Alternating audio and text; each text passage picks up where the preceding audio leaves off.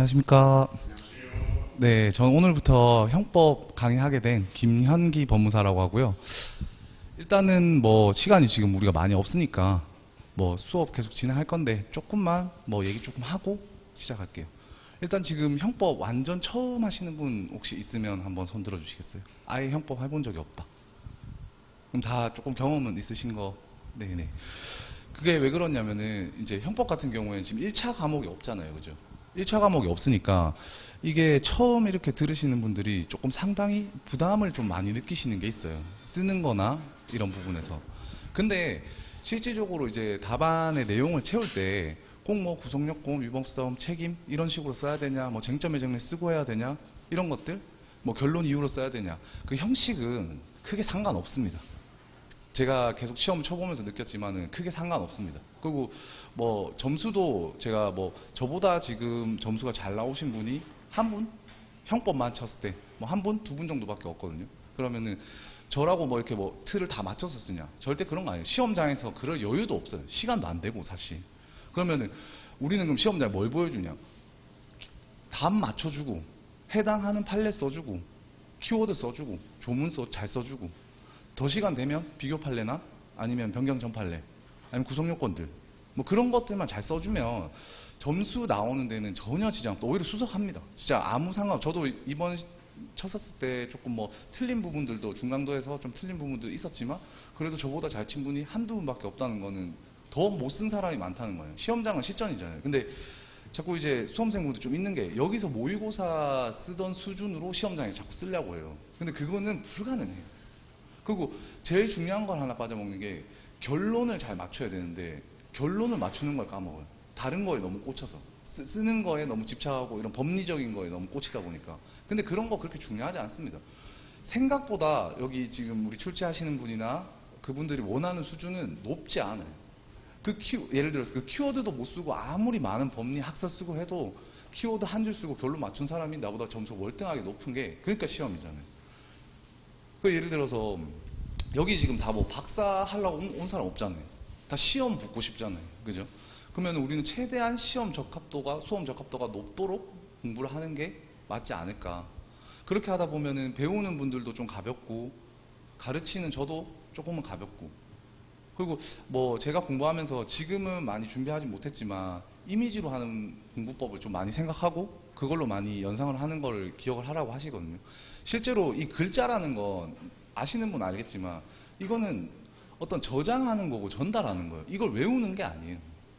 근데 우리가 이게 사람도 동물인데 이거를 자꾸 외우려 그러면 지나가던 길이나 우리가 버스 이런 노선이나 집 가는 길 생각해 보면 그냥 자연스럽게 머리 떠오르잖아요. 그죠? 그런 공간적인 것들은 원래 잘 떠오르게 사람 머리가 돼 있어요. 근데 이런 글자라는 건 어떻게 보면 전달하는 거고 그런 건데 왜 이거를 이제 막 글자를 다 외우려고 하니까 머리에 들어올 수가 없죠. 뭐 억지로 계속 반복하면 되긴 하지만 그러니까 그런 방식으로는 좀 하지 말자. 이해되는 건 이해하고 좀 외워야 되는 것도 좀 쉽게 외울 수 있는 방법이 있으면 쉽게 외우고 그리고 제가 그런 거 많이 예를 들어서 많이 얘기 드리거든요.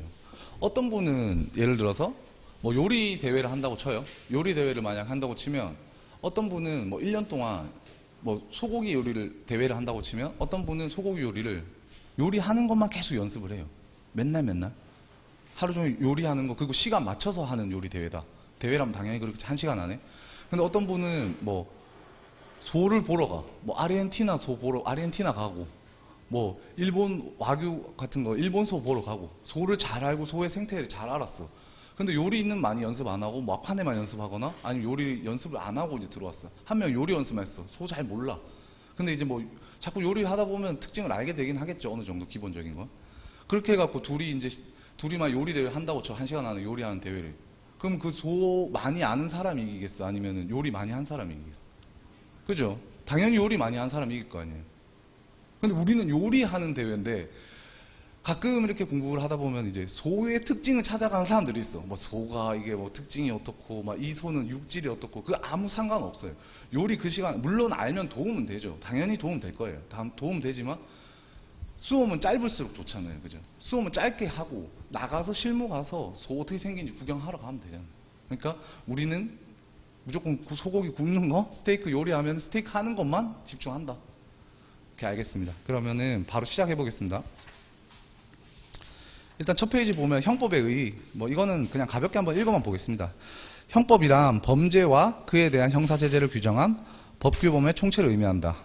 그러니까 범죄에 대한 처벌, 간단하게 그런 거고. 그 다음 페이지 넘어갈게요. 형법의 기능, 규범적 기능, 뭐 보호적 기능 이런 게 있지만 일단은 넘어가고, 조금 그나마 앞쪽에서 좀 중요하다고 하면 죄형법정주의, 그냥 별치지 마시고 그냥 살짝 체크. 자, 형법은 뭐 다른 법도 마찬가지겠지만 글자 안에 웬만하면 그 뜻이 좀 들어와 있어요. 볼게요. 죄형, 법정, 주의. 그럼 무슨 뜻이겠어요, 이게? 그냥 개념 안에서 읽어보셔도 어떠한 행위가 범죄가 되고, 범죄형 할 때 죄죠, 이게. 범죄가 되고 그 범죄에 대해서 어떠한 형벌, 형을 말하는 거죠.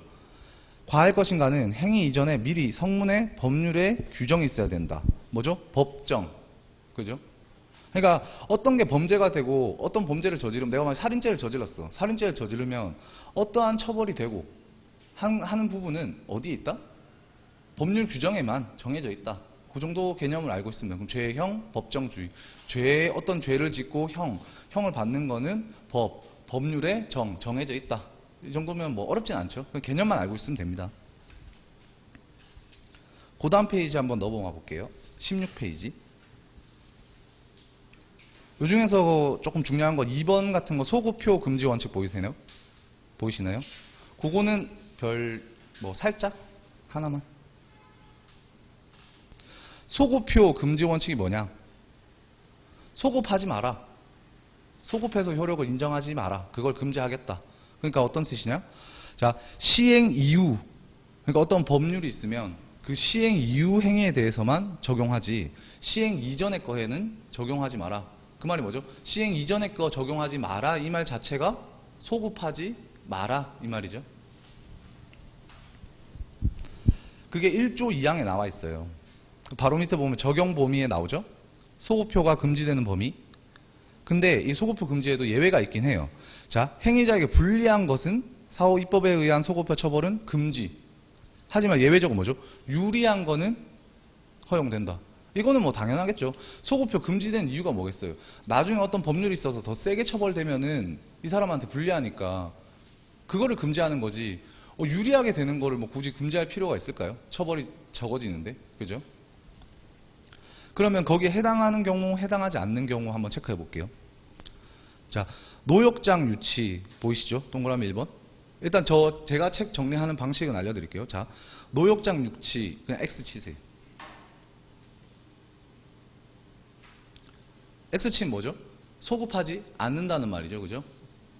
자, 왜 그러냐? 노역장 유치는 실질이 신체의 자유를 박탈 이렇게 돼 있잖아요. 이게 다른 말로 하면 무슨 말이냐면 이게 실질적으로는 형벌에 해당한다는 거예요. 그러니까 노역장 왜 가겠어요? 이거 벌금 안 내면 가거든요. 근데 노역장 유치한다는 거는 실질적으로 신체의 자유를 박탈한다. 이 말은 이건 형벌에 해당한다는 거예요.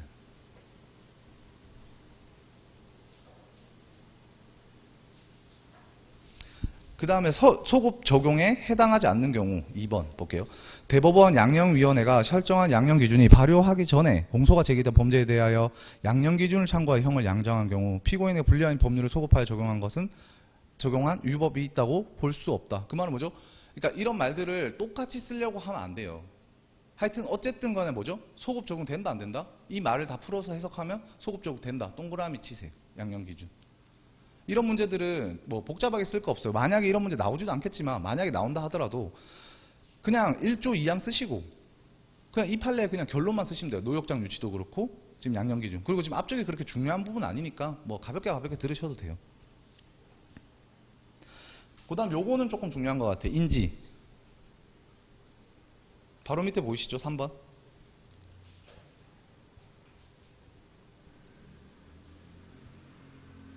이거는 한번 읽어볼게요. 부가 혼인 외에 출생자를 인지하는 경우에는 민법 860조에 의해서 그 자의 출생지로 소급하여 이 부분 체크해주세요. 효력이 생기는 것이며 이와 같은 인지 소급표는 친족 상도례에 관한 규정에도 적용이 미친다. 적용된다. 자, 인지가 범행 이후에 이루어진 것이라고 하더라도 제가 이렇게 표시해놨죠. 지금 제가 이렇게 화살표처럼 이렇게 네모안에 넣어놓은 거는 보통 사실관계나 문제에 나올 만한 거를 해놓는 거예요. 그리고 뒤에 보면 빈 박스로 네모 있는 거 있죠. 그거는 결론이에요. 아시겠죠? 자, 소급표도에 따라 형성되는 친족관계를 기초로 하여 친족상도의 규정이 적용된다. 친족상도의 규정은 원래 범행 당시에 친족관계에 있어야 되는 게 원칙이죠. 그죠? 근데 이거는 자, 이해로 푸는 거예요. 자, 친족상도에는 범행 당시에 친족관계에 있어야 돼요. 그럼 원래라면은 이 사람은 범행 당시에는 없었고 그 후에 지금 친족관계가 생긴 거잖아요. 인지를 받았다는 거는. 하지만 뭐죠? 인지를 받으면 자, 어떻게 되죠? 어떤 내가 아들을 인지했어. 애를 인지했었으면 걔는 그럼 그때부터 내 아들이에요? 아니면은 태어날 때부터 내 아들로 인정하는 거예요? 태어날 때부터 인정하는 거죠. 그러면 소급 한다 안 한다? 소급 한다. 그죠? 그럼 소급 적용된다. 인지하면 소급 적용된다. 그러니까 친족상도에 어쨌든 적용된다. 왜 되는 줄 알겠죠? 이건 민법적인 개념이잖아요. 그죠? 인지는 소급하니까. 원래는 범죄 행위 당시에 있어야 돼. 자, 범죄 행위 당시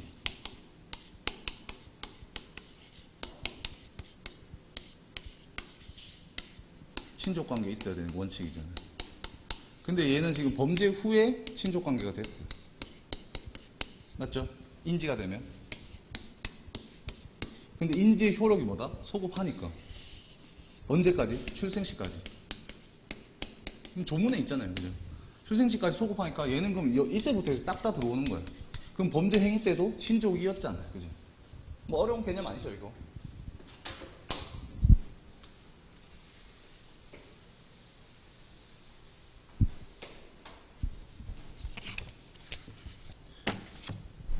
그 다음은 명확성 원칙 한번 볼게요. 그냥 체크만 해주세요. 자, 형벌이나 형법은 어떻죠? 한 사람 징역 가는 거예요. 물론 더 낮은 벌금 같은 처벌도 있겠지만 민법이랑 달리 돈 문제가 아니에요. 이 사람 신체의 자유가 박탈되는 거예요. 그죠?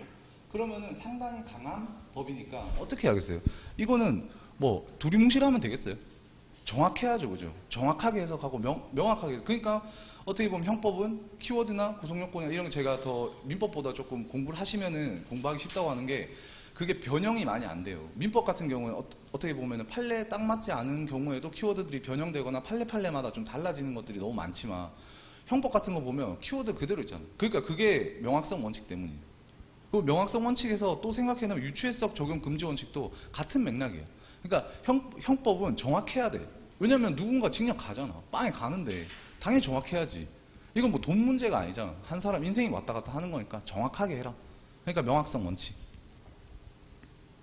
그 밑에 뭐 유추해석 금지 원칙, 요거도 뭐 법률에 규정이 없는 사항에 대해서 그것과 유사한 성질에 관한 법률을 적용하는 것을 금지한다.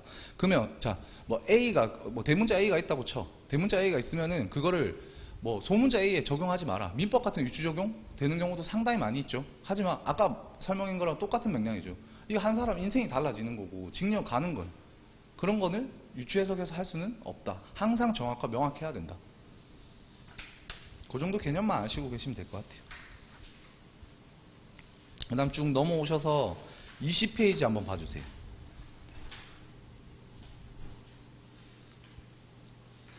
그러니까 이런 것들을 제가 이제 수업하고 할 때는 어떻게 할 거냐면 개념을 먼저 설명하고 사실관계를 보든 아니면 사실관계를 보고 개념을 보든. 형법은 그렇잖아요. 형법은 뭐 민법처럼 이렇게 추상적이지 않잖아요. 그러니까 딱 보면 그 사실관계 보면 그 판례 기억나요. 그러니까 결론부터 일단 하고 그 다음 키워드 갖다 붙이면서 이해로 해도 되고 아니면 이 판례는 좀 이해가 잘 안 된다. 그럼 이해 안 되는 거는 뭐 두 문자를 따져 제가 정리해 줄 테니까 그 말만 들어가면 무조건 점수 나오는 데는 아무 지장 없어요. 아시겠죠? 그럼 자, 이 판례를 한번 볼게요. 요거는 자, 정보통신망 이용촉진보호 정보보호 등에 관한 법률 뭐 49조, 62조, 6호 뭐 정보망에 의해 이거 뭐 중요하지 않죠? 타인의 비밀을 침해한 행위를 처벌하는 규정에 여기 타인. 자, 타인의 생존하는 개인뿐만 아니라 이미 사망한 자 포함시키면 된다 안 된다? 안 된다. 그리고 지금 네모 안에 또 한 박스 더 있죠? 그러면 허무인도 넣으면 된다 안 된다? 안 된다. 딱 타인, 생존하고 있는 딱 타인만 말한다. 그러면 다른 것도 유추 적용해서는 안 된다. 명확성 원칙에도 반하고 유추 적용 원칙에 금지 원칙에도 반한다. 요 정도 개념만 아시면 돼요. 이쪽에서 뭐 나올 확률은 높지는 않을 것 같아요. 넘어갈게요. 자, 24페이지까지 넘어와 주세요. 요거는 뭐 별치지 마시고 체크. 시간적 적용 범위 체크.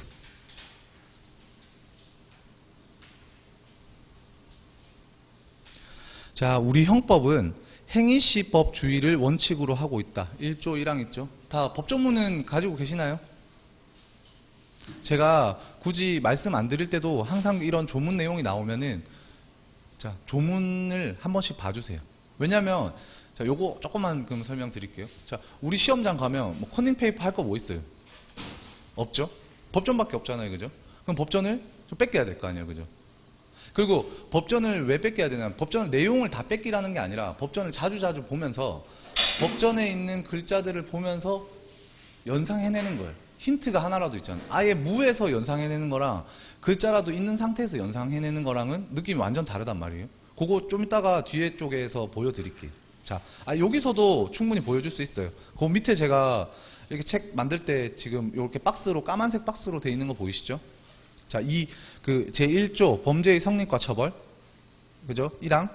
범죄의 성립과 처벌은 행위시 법률에 따른다. 이렇게 큰 글자로 돼 있죠. 글씨 색깔 좀 다르면서, 그죠? 그러면은 저는 여기서 보지만 여러분들은 이거를 법전에서 봐주세요. 아시겠죠? 자, 그러면 법전에서 어떻게 돼 있죠? 행위시에 제가 글자가 크게 돼 있죠? 그러면은 어떻게 해야겠어요? 법전에도 행위시에다가 뭐 체크를 해 놓으셔야죠. 뭐 어떤 색깔로 하시든 뭐 줄을 그으시든 그건 상관없지만 일단은 체크는 해 주시고, 실제로 이렇게 공부할 때부터 법전에다가 이렇게 체크를 하시는 습관을 들이면은 실제 시험장에서는 법전에 아무것도 표시가 되어 있지 않더라도 그 내가 했던 게 기억이 나게 돼 있어요. 자주 보면은. 자, 그러면 자, 범죄의 성립과 처벌은 행위시 법률에 따른다. 그리고 행위시법의 의미 있죠? 동그라미 1번, 1번에 동그라미 1번 이제 판례 들어오면요.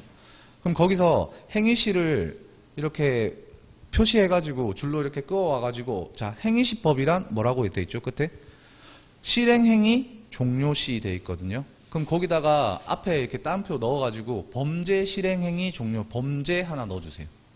이거는 제가 왜 이렇게 하는지 뒤에 좀 말씀을 드릴게요.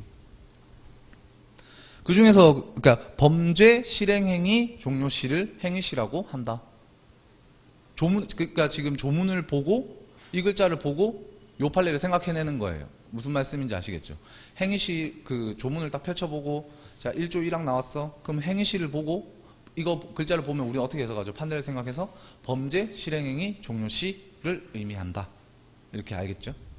그럼 그거를 이렇게 꺼놓으면 되죠?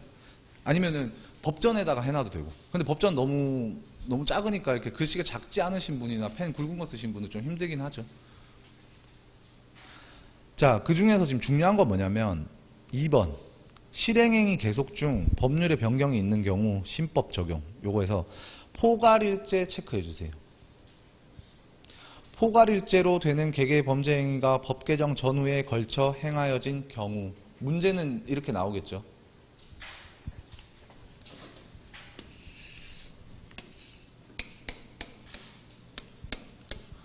포괄일제가 뭔지 뭐 모르시는 분도 있을 거고 아시는 분도 있겠지만, 자, 포괄일제는 뭐죠? 자, 자, 나쁜 짓 하는 놈이 한 번만 하겠어? 몇 번 하겠지? 몇 번 하겠죠? 몇 번 하면은, 자, 이때 사기 치고, 사기 1번, 2번, 3번, 4번, 5번, 뭐 6번, 7, 8. 안 걸리고 계속 사기 치고 있었어. 아니면 절도범이 물건 훔칠 때 강도하던 놈이 계속 이렇게 범죄를 하고 있었는데 안 걸리다가 언젠간 걸릴 거 아니에요. 요때쯤 걸릴 거 아니에요. 그죠? 그러면 자, 이렇게 했었을 때 이때 법률이 변경이 됐어. 뭐 더 강하게 처벌이 되든 이렇게 변경이 됐다고 쳐요. 그죠? 그러면은 이렇게 돼 있는 행위들을 어떻게 처벌을 해야 되느냐 했었을 때는, 자, 판례는 뭐라 그러죠? 범죄 실행행위 종료 시인 법이라고 할 수 있는 신법을 적용하여 포괄일제로 처단한다.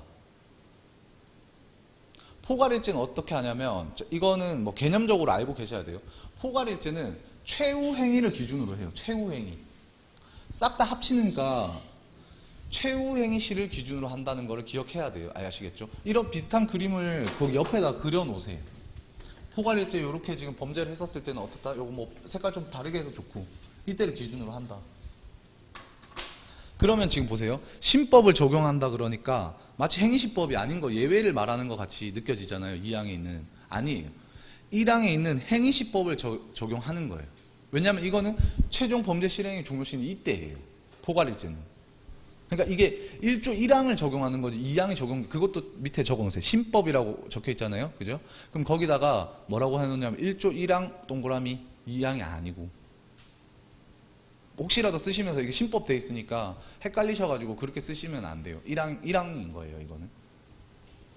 그거 보세요. 행위시 아까 제가 실행행위 종료시라 했는데 뭐라 했죠? 범죄 실행행위 종료시로 바꿔달라고 말씀드렸었죠. 여기 범죄 실행행위 종료시라 돼 있죠.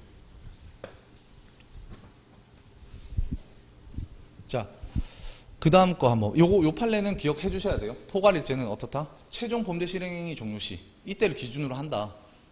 실행행위 종료시를 기준으로 한다. 행위시라고 하면 범죄 실행행위 종료시를 의미한다가 똑같은 말이죠. 자, 포괄일죄를 구성하는 경우 뭐라고 돼 있죠? 지금 행위시의 결정 기준에서 양갈로 2번 보이시나요? 자, 행위시라 하면 범죄 실행행위 종료시를 의미한다. 그 다음 포괄일죄. 자, 동그라미 2번에 보면은 쭉 가셔가지고 포괄일죄 그거는 뭐죠? 최종 범죄 실행행위 종료시를 기준으로 한다. 그러니까 결국에는 이게 뭐다? 1조 2항이 적용되는 게 아니라 1조 1항이 적용돼서 행위시에 이것도 포함이 된다는 말이에요. 아시겠죠? 그거를 잘 기억하셔야 돼요. 문제 나오면. 그럼 자, 문제 나오면 어떻게 되겠어요? 문제 나오면 어떻게 돼요? 행위시라 하면 범죄 실행행위 종료시를 의미한다. 그거 하나 써주고 그 다음에 뭐 써야겠어요?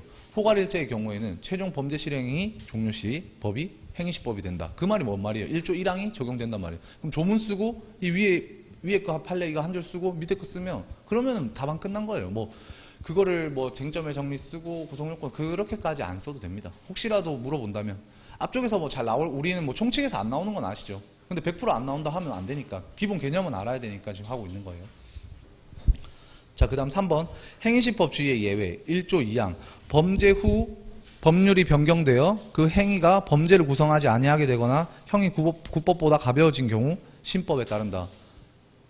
그럼 저는 조문 안에서 또 뽑아내는 식으로 하겠죠? 볼게요. 자, 범죄 후는 어떻게 써야겠어요? 방갈로 1번에 범죄 후 돼 있죠? 실행행위 종료 후라 돼 있죠? 그럼 아까 전에 우리가 말을 똑같이 맞춰야 외우기 쉽죠? 그럼 후에다가 좀 체크는 해주시는데 범죄 실행행위 종료 후 이렇게 하는 게 맞겠죠? 그리고 앞에 거 뭐죠? 범죄 실행행위 종료 시, 그죠? 후, 시 요거 잘 써줘야 돼요. 또 나중에 헷갈려갖고 막 후 쓰고 이러면 안 되고. 오케이. 그 다음 자, 그 다음 것도 해석해야 되는 거 뭐 있어요? 법률. 방갈로 2번 법률. 법률은 뭐죠? 총체적 법률 상태를 의미한다. 그러면 어떻게 되겠어요? 총체적 법률의 상태를 의미한다 그러면 법률뿐만 아니라 명령 규칙도 포함되고 형법뿐만 아니라 민법 행정법도 포함된다. 그러니까 자, 이런 것도 외울 때 좀 쉽게 외우는 방법. 자, 형법, 민법, 행정법. 그러니까 총체적 법안에서 뭘 생각하는 거죠? 총체적 법이니까 형법, 민법, 행정법도 포함이 되고. 그러면은 이것만 되나? 플러스 알파로 명령 규칙까지도 포함된다. 총체적. 이 말 하나 외우고 이걸 밑에 거를 생각해서 쓰는 거예요. 아시겠죠? 만약에 기억 안 나면 뭐 형법뿐만 아니라 민법, 행정법 이 정도만 써도 됩니다. 자, 변경이 좀 중요합니다. 변경은 뭐 별까지는 치지 마시고 체크. 변경. 방갈로 3번 보이시죠? 자, 이게 왜 중요하냐면 자, 우리 중요하다는 기준이 뭘까요? 판례가 변경이 되면 중요하다고 봅니다. 아시겠죠? 자, 그 뒤에 볼게요. 이거는 조금 제가 읽어볼게요. 종래 처벌 자체가 부당하였다거나 또는 과형이 과중하였다는 반성적 고려 체크해 주세요.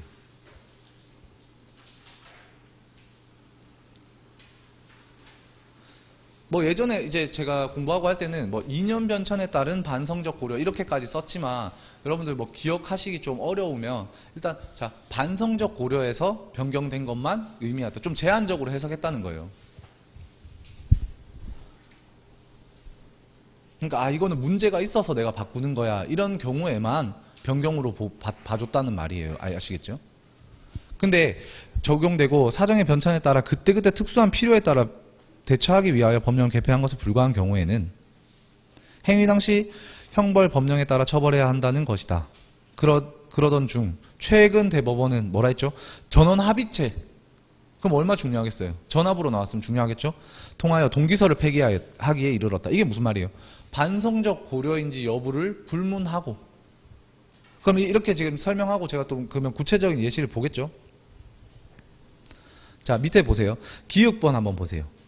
범죄의 성립과 처벌에 관하여 규정한 형벌 법규 자체 또는 그로부터 수권 내지 위임을 받은 법령의 변경에 따라 범죄를 구성하지 아니하거나 형이 가벼워진 경우. 여기서 법령의 변경은 뭐죠?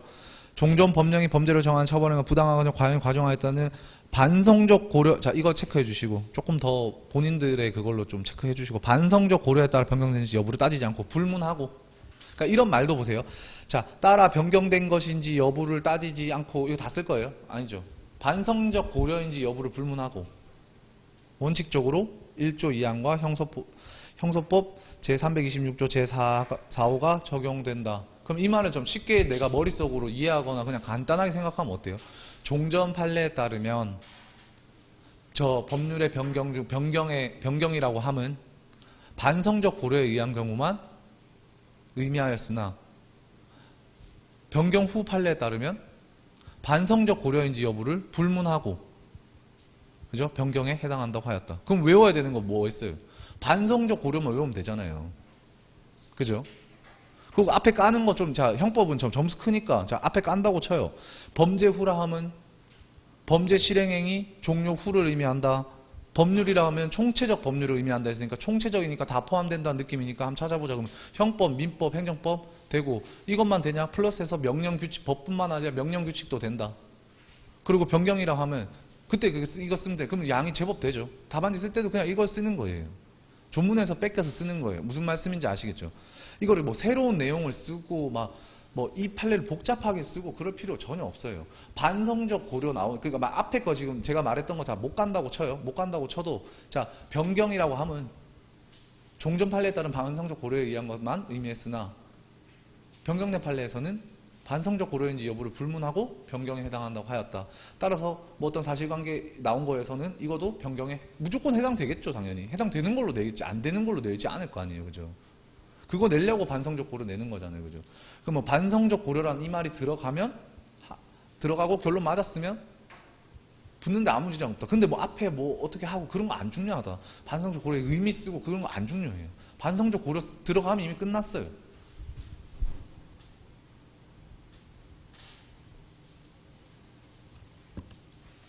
자, 그 다음 넘어가 볼게요. 자, 이거에서 제일 조금 제가 봤었을 때 나올 법칙하고 최신 판례에서 있는 게 뭐냐면, 자, 네모로 2번 돼 있는 거 보이세요? 27페이지에 전동 킥보드 보이세요?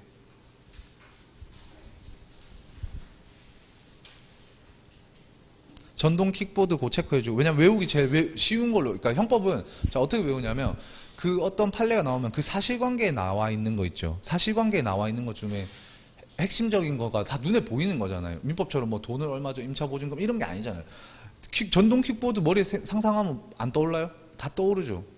전동 킥보드 음주하고 있는 거 안 떠오르는 사람 계세요? 다 머릿속에 떠오르잖아요, 그거.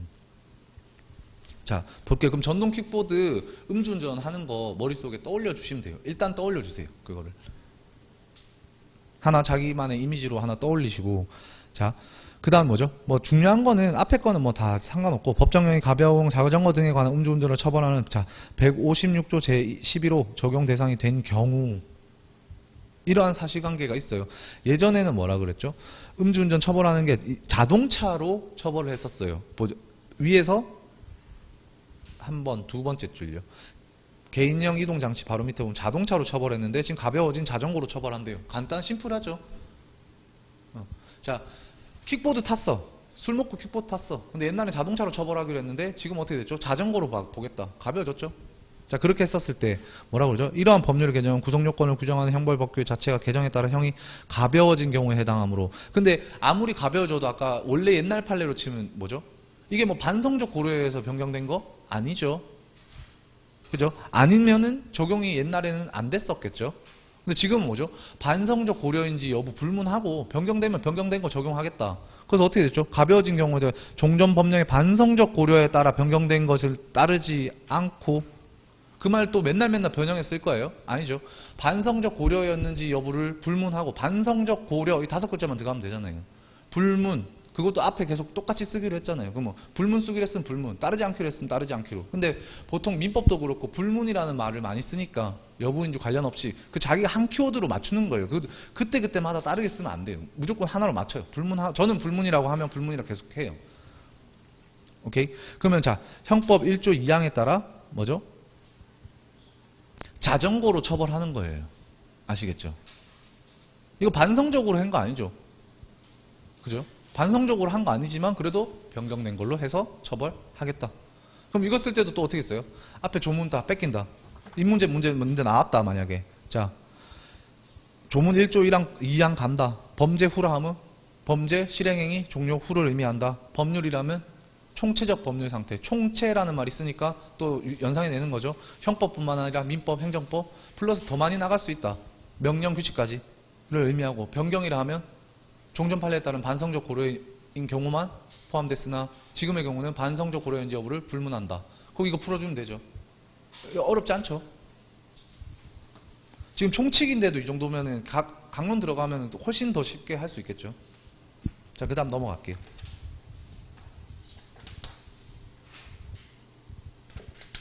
우리 동차니까 다 할 수는 없고, 중요한 거 필요한 개념, 그래도 뭐 아예 다 빠지고 하는 거 아니죠. 지금 필요한 것들만 하고 필요한 개념만 이해하고, 실질적으로 앞쪽에서는 나중에 만약에 그 예비순환하고 1순환 가도 이 정도 제가 설명하는 정도면 시험장이 충분합니다. 총칙 뭐 전형적으로 나왔던 거 한 2번밖에 없죠. 그 2번도 한 번은 전형적으로 냈지만 하나 같은 경우에는 지금 강론 쪽에 있는 걸 섞어서 냈잖아요. 그 결국 강론 결로 맞추면은 그 부분에 대해서 언급만 할 수 있을 정도면 돼요. 여기 총칙에 좀 꽂혀가 총론에 이쪽에 꽂히면은 뒤에 못해요. 그렇지 않아도 돼요. 그렇게까지 몰라도 괜찮아요. 자, 그 다음 볼게요. 형법의 태도. 자, 29페이지 3번 형법의 태도. 양갈로 1번 속지주의. 이것도 조문 일단 뺏기면 되겠죠. 자, 제2조 국내법. 본법은 대한민국 영역 내에서 죄를 범한 내국인과 외국인에게 적용된다. 그 말이 뭐죠? 제가 지금 조금 책 만들고 한다고 좀 이미지를 다 못 만들었는데, 제가 뭐 스티커 같은 걸로 나눠 드리든지 아니면은 여기다가 PPT 같이 띄워서 이미지로 나중에 할 거예요. 근데 지금은 그냥 뭐 제가 그리는 그림이나 이렇게 보면서 이해만 조금 해주세요. 저 말이 그냥 간단하게 하면 어때요? 우리나라에 있는, 자, 한국인은 뭐 이렇게 그리고 페피맨처럼, 외국인은 뭐 이렇게 코쟁이로 이렇게 그리든지, 우리나라에 있으면 다 적용된다. 적용된다. 그럼 뭐, 자, 중국도 있고 하겠죠. 외국에 있으면 어떻죠? 외국에 있는 외국인 우리가 잡아올 수 있어요? 없죠? 그죠? 물론 뭐 미국이나 이런 경우는 또 가능할 수도 있겠지만, 자, 못 잡아오는데 기준을 해봐요. 그러니까 다 필리핀 도망가지. 그러니까 중국에 짱박혀 숨어 있지. 아니면 뭐 우리나라에 있지 뭐 한다고 불법한 애들이 외국 가 있겠어요. 그러면 여기서는 어떻게 된다? 우리나라 사람만 잡아올 수 있죠. 원칙이. 그것도 뒤에 다 볼게요. 자, 우리나라 땅 안에 있으면 중국인이든 뭐 이게 상식적으로도 생각해보면 당연하잖아요. 그죠?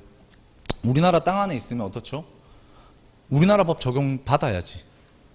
내국인은 우리나라 사람은 당연히 받는 거고, 외국인도 당연히 우리나라에서 범죄 저지르면 우리나라 경찰한테 잡혀가야지. 그죠?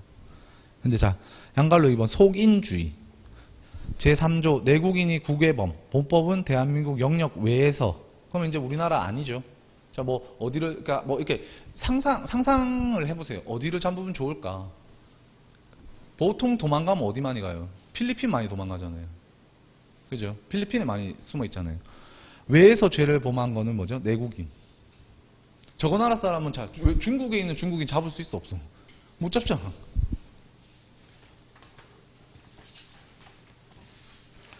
그 다음 양갈로 3번 기국주의. 뭐 이거는 중요하지 않아요. 뭐 선박도 우리나라에 포함되는 거. 네. 선박도 우리나라 배면은 우리나라 땅처럼 봐주는 거. 그렇게 생각하면 되고. 자, 4번 보호주의. 요게 조금 중요합니다. 뭐 엄청 중요하진 않은데 체크. 문제 나오면 아마 이게 나올 거예요. 자, 제5조 외국인의 국외범. 본법은 대한민국 영역 외에 체크. 다음 기재한 죄를 범한 외국인에게 적용된다. 원칙적으로 외국인은 잡아올 수 있다 없다? 못 잡아오는 게 원칙인데 예외적으로 이런 짓을 하면 잡아올 수 있다. 엄청 그러면 강한 범죄를 저질러야겠죠. 강력 범죄를 저질러요. 자, 내란죄. 크죠 이거. 외환해죄. 이것도 크죠. 국기에 관한 죄, 통화에 관한 죄 모두 크죠. 유가증권 유표 인지에 관한 유표 인지는 그렇다고 치더라도 그죠. 자, 그럼 중요한 건 뭐냐? 6호 체크해 주세요. 6번. 문서에 관한 죄 중 제225조 내지 제230조에 뭐죠? 공문서만 들어가는 거예요. 자, 그러면 공문서만 들어간다면 이거 그냥 평면적으로 볼 거예요. 문제 나오면 공문서로 내겠어요? 아니겠죠? 사문서는 포함되지 않는다는 말이잖아요. 인장에 관한 죄도 뭐죠? 공인장에 관한 것만 들어간대요. 그러면 어떻게 되겠어요? 사인장은 포함된다 안 된다? 사인장은 포함이 안 된다. 근데 인장을 내겠어요? 문서를 내겠어요? 시험 내면? 문서 낼 확률이 더 높겠죠. 자, 그 다음 거 볼게요. 제6조 대한민국과 대한민국에 대한 국외범 본법은 대한민국 영역 외에서 외에 체크해 주시고 대한민국 국민 또는 대한민국 또는 국민에 대하여 전조에 기재한 이외의 죄를 범한 외국인에게 적용한다. 단 행위지 법률에 따라 의하여 범죄를 구성하지 아니하거나 소추 또는 형의 집행을 면제할 경우에는 예외로 한다. 자, 6조는 뭐라 그러죠? 상대적 보호주의라 그러잖아요. 행위지의 법률과 충돌을 막기 위해서 예외를 인정하고 있다. 요거는 그냥 요렇게만 해놓으면 아까 앞에 있는 것만 해놓으면 너무 예외 경우가 많으니까 자, 제 6조 같은 거 도서 자, 아까 내외 국통 유문인 여기 해당하지 않더라도 이거 너무 심하다 싶으면 잡아오겠다는 거죠. 그죠? 근데 우리나라는 알겠지만 대국에 비해서는 소국인 나라잖아요. 그러니까 이런 경우가 보통 없어요. 볼게요. 그런 개념으로 생각하고 이런 판례들을 보면 돼요. 우리나라는 이렇게 해주는 경우가 거의 없다. 우리나라는 좀 소국이다. 그러니까 대국이랑 부딪힐 만한 중국이나 미국 이런 데 부딪힐 만하면 무조건 약간 지는 쪽으로 간다. 머릿속에. 자, 동그라미 2번을 볼게요. 자, 캐나다 시민권자인 피고인이 캐나다에서 위조 사문서 행사. 요렇게 문제가 나오겠죠. 자, 캐나다 시민권자면 일단 뭐다? 우리나라 사람은 아니고, 그리고 캐나다에서 했으니까 우리나라 안도 아니고, 그죠? 위조 사문서를 행사했다 그러니까, 자, 이거 그러면은 뭘 낸 거겠어요? 아까 제 5조 봤죠? 5조 6호. 이거 낸 거예요. 문서. 그죠? 문제 나오면 그렇게 나오겠죠. 문서에는 뭐만 들어간다? 공문서만 들어가고 사문서 안 들어가는 거 아까 체크했죠? 그럼 여기서 무슨 죄 했어요? 사문서 행사했죠? 그럼 어떻게 되겠어요? 이거 잡혀가겠어? 안 잡혀가겠어요? 안 잡혀가죠. 근데 이렇게 그냥 요즘만 쓰고 방금 이 판례 써도 괜찮겠지만 좀 더 점수를 잘 받고 싶다면 어떻게 해야겠어요? 앞에 있는 것들 싹 다 써줘야겠죠. 지금 여기는 한국이 아닌 거 밝혀주고, 그죠? 자, 그럼 몇 조예요? 그 다 붙어 있잖아요, 조문이. 그죠? 2조, 3조 다 붙어 있죠? 그럼 2조부터 쓰는 거야. 영역 내예요, 아니에요? 영역 내 아니죠? 외니까, 자, 이 양 적용 안 돼. 3, 외는 맞아. 외는 맞는데, 내국인한테만 적용된대, 그죠? 그럼 얘는 뭐예요? 캐나다 시민권자면 우리나라 사람이 아니에요. 아니죠? 그럼 3조도 적용 안 돼. 넘어가. 4조 선박 아니죠? 4조. 근데 4조까지는 굳이 안 써도 되긴 해, 사실은. 그래도 시간이 되면은 이도 해당하지 않는다. 그럼 결국에 적용되는 거. 자, 5조가 적용되나 안 되나? 약간 의문이 되는데 쫙 보니까 6호 있어. 문서에 관한 죄. 근데 아까 뭐라 했어? 공문서만 된다고 했잖아요. 그죠? 공문서만 된다 했는데 이 뭐야? 사문서야. 그럼 얘는 돼, 안 돼? 안 돼. 그래서 결국엔 뭐라 해요? 결론은 뭐라 해요? 침해하는 행위라고. 자, 제6조의 대한민국 또는 대한민국 국외 법이 침해하는 것도 아니래. 왜냐면은 봐봐. 캐나다에서 위조 사문서 행사한다고 이게 대한민국이나 대한민국 국민하고 무슨 상관이 있어요. 그죠? 제일 마지막 그 예외조차도 해당하지 않아. 근데 판례에서는 요것만 썼지만 조금 우리 알겠지만 형법 점수 나오면 어때요? 10점, 5점 이렇게 안 나오잖아요. 20점, 30점 이런 식으로 나오고, 그리고 문항수도 몇 개 안 되잖아요. 3개 이렇게밖에 안 되잖아요. 2개, 3개밖에 안 되잖아요. 그죠?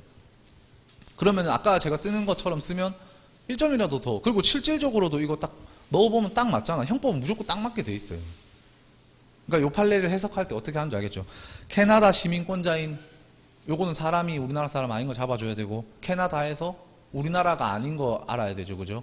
그리고 죄가 무슨 죄인지, 위조사무소니까 공문서 아니니까 거기서 또 날라간 거 한번 논해주고, 그리고 근데 이거 다 빼고 이렇게 말하잖아요. 6조부터 바로 넣어버리잖아요. 근데 우린 그렇게 쓰지 말자. 쓰면 하나하나 조금 체크해주면서 써주자. 2조부터 해가지고 딱딱 체크해주면서. 충분히 풀 수 있잖아요. 어렵지 않잖아 이거. 그럼 6조에서는 뭐죠? 6조에서 대한민국이나 대한민국 국민의 법익을 직접 침해한 행위라고 할 수 없으니까. 왜냐면은 캐나다에서 위조 사무소 하는데 우리나라랑 뭔 상관이야? 아무 상관없지. 국민이랑 상관없고 국가랑도 아무 상관없잖아요. 그래서 우리나라에는 재판권이 없다. 그 다음 거 한번 볼게요. 원양어선 사건. 중국 국적 조선족 선원 7인이 공해상에서 사실상 한국 회사 소유이지만 형식상 니카라과 선적인 원양어선 페스카마호에서 선박을 강취하기 위하여 한국인 선장 등 7명과 외국인 선원 4명을 살해하고 사체를 바다에 투기했어요. 그리고 선장을 비롯한 일부 선원들을 살해하는 등의 방법으로 선박의 지배권을 장악할 목적지를 항해한 후 선박에 매도하거나 침몰시키려고 한 경우. 자, 이러한 경우 무슨 범죄가 성립하느냐. 그러면은 보세요. 형법은 사실관계에서 찾아내는 게 제일 중요해요. 자, 결론은 제가 네모박스로 항상 해놓으니까 우리는 일단 중간 띄워놓고 일단 결론부터 보고 약간 귀납적으로 책을 보는 습관을 좀 들였으면 좋겠어요. 그래서 제가 이렇게 책 만드는 거거든요. 어쨌든 뭐죠? 강도살인죄도 인정하고 별도로 사체유기죄도 성립한다는 거는 두 죄 다 성립하고 실경이다 이 말이죠. 자, 강도살인죄는 그럼 어디서 성립하는지 볼게요. 자, 원양어선 페스카마호 내에서 선박을 강취했죠. 그게 강도죠. 근데 어떻게 했죠? 강도하기 위하여 한국인 선장 등 7명과 외국인 선원 4명 어떻게 했죠? 살해하고 그런 거 체크해 주세요. 자, 강취하고 살해했어요. 그럼 어떻게 돼요? 강도살인 됐죠? 그건 성립했죠? 그 다음 뭐랬죠? 사체를 바다에 투기. 그게 뭐죠? 별도로 사체유기다. 근데 이 행위들이 같은 거냐 안 같은 거냐? 다른 행위잖아요. 그죠? 그러면 상경 아니잖아. 실경이잖아요. 뭐 이거는 또 뒤에 가면 처음 들으신 분은 뒤에 또 설명드릴게요. 실경이잖아요. 그죠? 불가벌적 사고행위로 볼 수 없다. 따로따로 처벌한다. 근데 행위에 다 찾을 수 있죠. 자, 해석 다 되잖아요. 가다가 선박을 강취 하나 나왔죠. 살해, 강도살인 하나 나왔죠. 그럼 또 이따 뭐냐? 사체, 투기 다 나왔잖아요. 그죠? 실제 시험장에 갔었을 때도 사실관계 볼 때 평면적으로 보지 마시고 읽으면서 문제 될 만한 거 그때그때 거기 체크하고 거기다가 표시를 해놔 주세요. 왜냐면 이렇게 초안지를 따로 잡는 거는 저는 조금은 비추합니다. 종이 크잖아요. 우리 지금 이렇게 모의고사 때 푸는 것보다 실제 시험장 가면은 종이 엄청 크잖아요. 답안지. 그럼 그 옆에 공간이 충분하잖아요. 쓸 수 있어요. 글자 큰 분들도 충분히 키워드 아까 뭐야 반성적 고려만 쓰면 되는데 이따마 심한하게 써도 되잖아. OX만 체크해놓고 반성적 고려가 불문 그러면 불문이 뭐야? OX 두 개 다 하는 거잖아요. 그죠? 그런 것만 잘 체크해놓고 결론만 OX 딱 맞춰놓고 풀면 되잖아요. 뭘 얼마나 복잡하게. 그리고 그 다 뺏기다가, 쳐보신 분들 알겠지만, 뺏기다가 실수예요. 뺏기다가 논 좀 빠뜨려 먹고. 그럴 바에는 문제 자체에다가 체크하는 습관을 들이자. 아까 같은 강치 체크하고 살해 체크했으면 강도살인 여기 체크해놓고, 사체 바닥투기, 그러면 사체 유기죄 체크, 그죠? 거기 위에다가 그거 자체에다 뽑아놓으면 실수가 적어요. 그 다음은 뭐 넘어가겠습니다. 쭉 넘어오셔서 34페이지인데 뭐 페이지 표시는 안 돼 있는데 제2편 범죄론. 여기도 그냥 간단히만 자, 1. 범죄의 범죄의 개념, 형식적 범죄의 개념. 여기서 그 부분에서 형벌 법규에 형벌이 과해지는 행위, 즉 구성요건 해당하고 위법성, 책임. 범죄가 하려면 구성요건, 위법성, 책임이 있어야 된다. 구위책 이렇게 외우시죠? 저도 구위책 체크해놨거든요. 일단은 구위책이 있다. 뒤에 가서 설명하겠다. 자, 그 다음 또 넘어오세요. 36페이지. 행위의 주체와 객체. 자, 범죄 행위의 주체는 누구다? 그렇죠. 범죄 행위의 주체는 자연인만 될 수 있어요. 죄형 법정주의고 명확성이고 아까 유치해석 금지의 원칙. 민법에서는 자연인과 법인이 자연인처럼 되는 경우도 유추해석 되는 경우도 있고 비법인 사단재단도 되는 경우가 있죠. 하지만 명확성 유추해석 금지 자연인만 된다 그러면 법인 된다 안 된다? 우리는 법인은 안 된다. 형법은 안 된다. 왜? 법인이 누구 뭐 칼로 찌르고 뭐 물건 훔칠 수 없잖아요. 그거를 이제 판례 제가 지금 말한 거를 또 판례도 얘기를 해요. 그럼 또 판례를 볼게요. 자, 행위의 주체 자연인 어떻게 해야 되죠? 그럼 제가 책 정리하는 스타일로 하면은 자연인 동그라미. 그럼 당연히 자연인 생각하면 법인 생각나야죠. 법인 X. 자, 법인의 범죄 능력. 판례 보이시죠? 판례의 1번의 법인의 범죄 능력. 요거는 별 하나. 배임죄에 있어서 타인의 사무를 뭐 뒤에 강론 가서 이제 뭐 배임죄 하겠지만 타인의 사무 처리자의 지위가 인정돼야 본죄가 성립하죠. 자, 배임죄에 있어서 타인의 사무를 처리할 의무의 주체가 법인이 되는 경우라도 법인은 다만 요거 자, 이 문제 나오면 어떻게 해야겠죠? 요 키워드 써야겠죠? 사법상 의무의 주체가 될 뿐 범죄 능력이 없는 것이며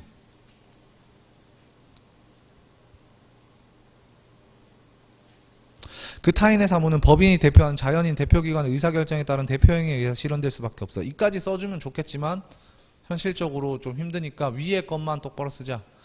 법인은 의무는 부담할 수 있지만 범죄 능력은 없으니까 간단하게 말하면 자, 범죄 능력이 없으면 배임죄 주체가 될 수 있다 없다? 법인은 배임죄가 주체가 안 돼. 그럼 누군가는 주체가 돼야 될 거 아니야. 그 주체가 누가가 돼? 대표자인 자연인이 된다. 자, 그래서 쭉 내려오면 뭐래요? 그 법인을 대표하여 사무를 처리하는 자연인인 대표기관이 이렇게 안 써도 되죠. 그냥 대표자, 대표이사, 자연인인 대표이사가 배임죄의 주체가 된다. 근데 지금 문장이 매끄럽지 않잖아요. 그죠? 중간에 빠져 있는 게 있으니까. 자, 그럼 아까 했는 거에서 그럼 한번 봅시다. 자, 자연인만 되고 법인은 안 돼. 여기까지는 이해했죠? 그러니까 배임죄에서도 그러면 법인은 어떻게 된다? 의무는 있어.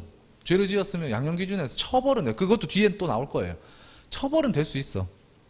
하지만 범죄 능력은 없으니까 범죄 행위를 할 수가 없어. 할 수가 없으니까 배임죄 주체가 될 수 없어. 그러면은 이거는 처벌을 안 받냐? 아니야. 대표자인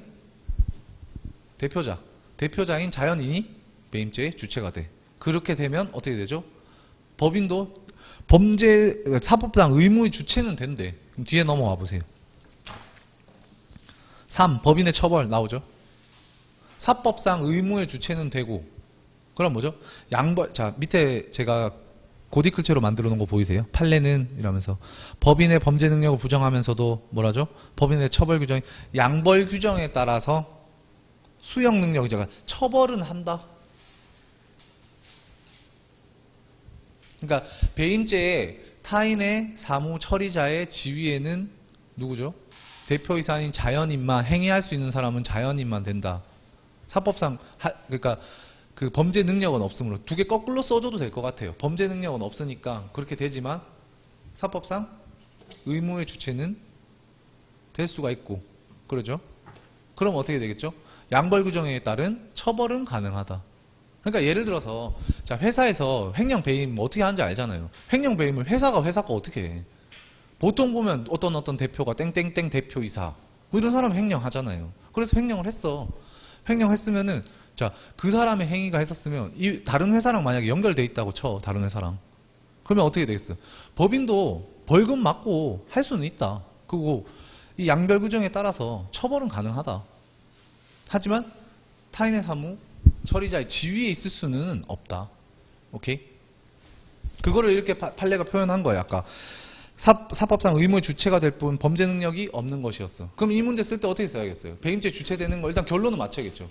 법인은 배임죄 주체가 될 수 없고 자연인인 대표이사가 배임죄의 주체가 된다. 그 이유는 하면서 뒤에 붙이는 거를 좀 추천해요. 왜냐면 결론부터 일단 맞추세요. 시험장 가면 결론부터 일단 시험장 가면 내정신 아니기 때문에 결론부터 쓰세요. 그 이유는 하면 뒤에 쓰세요. 법인은 사법상 의무 주체는 될 수 있으나 범죄 능력이 없기 때문이다. 이렇게 쓰면 사법상 의무의 주체 여기서도 또 찾을 수 있잖아요. 양벌 규정에 따른 처벌은 가능하다. 이거를 유추했을 수 있잖아요. 그런 게 이해가 따로 있는 게 아니라 그런 거에서 이해를 하는 거예요. 도저히 그것까지 안 되겠으면 요 4개라도 요 앞에 있는 2개라도 외워주자. 이것만 써도 시험 내에서는 아무 이상 없다. 네, 조금 쉬겠습니다.